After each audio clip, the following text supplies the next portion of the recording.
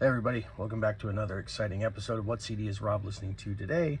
And today we continue with our Van Halen marathon to the year 1984 and the album creatively titled 1984.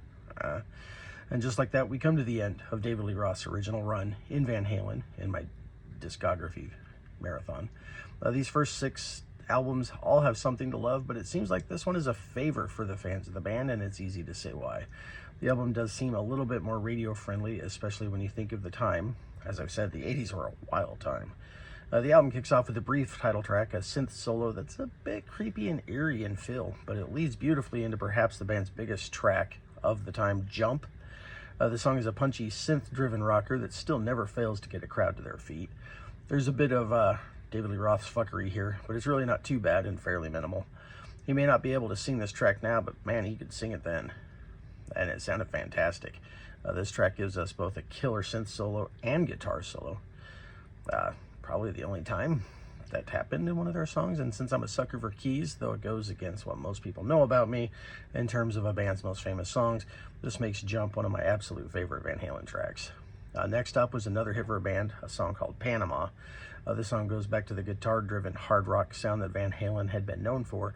The band are playing tight. Alex sounds incredible here with Michael Anthony slapping the bass like a madman. Throw in those amazing Van Halen vocal melodies, and you have the recipe for another success story here. And while it's not exactly my favorite Van Halen song, mostly thanks to Roth's fuckery in the middle section, and him reaching his hands back where I frankly just don't want to know about, it's still a damn good song, as any rock fan could attest to. Top Jimmy, in addition to being the king, is the see what I did there, is the 4th track on this mammoth of an album. It's another rocker that sidesteps the keyboards and is driven by a killer guitar lick. I think the song has the best bass performance of the album. It sounds like it could have come from any of the band's earlier albums, but still fits in nicely here. I think the quieter moments are really cool here as well, the sort of sparse guitar playing interludes. I really like those parts, and even Roth sounds fantastic here. He turns in an amazing performance, which, you know, typical of David Lee Roth back then. Drop Dead Legs comes off as very anthemic to me, with the music and vocal harmony sort of melding together to give you the kind of sound that an entire stadium would want to stand up and sing along to. The guitar parts are flashy, punchy, and have the quality to it that makes you think of some kind of an attempt to really unite the audience and get everyone singing. At least, that's the feel I get. The whole song shows the band working together to serve the song. Maybe one of the best tunes on the disc, even with Alex writing that cymbal out, which does kind of get annoying after a little bit. Eddie's just shredding on the guitar, so I guess we can forgive it. Another band favorite is up next, and is brought in by what may be one of the most iconic drum solos of all time. In fact, if you don't know this solo in Hot for Teacher, you probably need to go back to Classic Rock 101. In fact, in a way, the entire track feels like a showcase for the genius of Alex Van Halen, who has stayed pretty well reserved for the entire album. By the time Eddie comes in with a guitar intro, you know you're in for an absolutely killer track, with amazing guitar licks, bass, and drums. I can even forgive the talking sections of the song. I feel it adds to the tune, one of the few times that Roth's fuckery does. The chorus may be one of the best choruses in the Van Halen catalog, and it's a really cool tune. I'll Wait is next, and to be honest, if not for David Lee Roth's vocals, I wouldn't have really known this was an early Van Halen tune. It feels more like where the band were going than where they came from.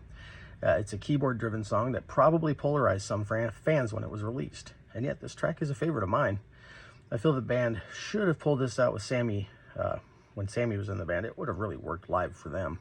The keyboards are definitely all 80s, and with the harmonies on the chorus and a guitar solo that really sounds nothing at all like Eddie, this is definitely not your typical early Van Halen track. Like I said, I think it's more indicative of where they were going than where they had come from. Good Girls Gone Bad, jeez, though more like a typical Van Halen song, is still not quite like anything of the previous albums. It's a straightforward rocker with that drum and bass sound that the band were known for, but the guitars are a bit distant from what they were before for the most part. Eddie was definitely stretching out into different territory on much of this song, except for maybe the guitar solo. I think that's what I like about this album. It's the experimentation. They weren't afraid to move around, try something different. And from what I read, I think Eddie really wanted to get more into the keyboards, and you can really tell that on a lot of the album. My favorite part of this track is the somewhat brief jam section at the end. Just brilliant. I wish they would have fleshed that out a little bit. The last song on the album, House of Pain, is one of those tracks that could have belonged to any of the previous Van Halen albums. It's what I think people would have expected at the time. No real surprises, just good old-fashioned kick-ass hard rock and Van Halen. Perhaps one of the best guitar performances on the album. And again, Alex is really showing just how great he is here. The guitar solo was played over a somewhat atypical Van Halen performance, but again, I think that's what made this album so great. A willingness to grow and move forward. Other than some of the well-known David Lee Roth fuckery here, this was a fantastic way to end the album and David Lee Roth's initial run in the band. Not my favorite Van Halen, but not bottom of the pile by any means. Anyway, that's all I got for this time, and I'll see you back next time with Sammy Hagar in the band. Until then, toodles.